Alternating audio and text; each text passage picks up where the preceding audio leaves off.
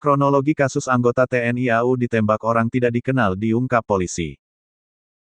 Peristiwa penembakan anggota TNI AU tersebut terjadi di kawasan PKOR, W. Halim, Bandar Lampung, Lampung pada Selasa tanggal 8 Juni tahun 2021 saat jelang subuh sekira pukul 4.30 waktu Indonesia Barat.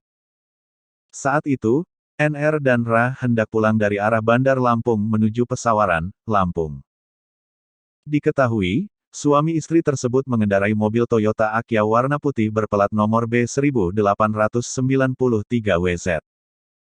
Setiba di jalur 2 depan PKOR, W. Halim, Bandar Lampung mobil yang ditumpangi keduanya dipepet motor. Motor ditumpangi 2 orang tidak dikenal. Pelaku yang mengendarai motor tiba-tiba melepaskan tembakan ke arah mobil korban. Korban NR mengalami luka tembak di bagian telapak tangan.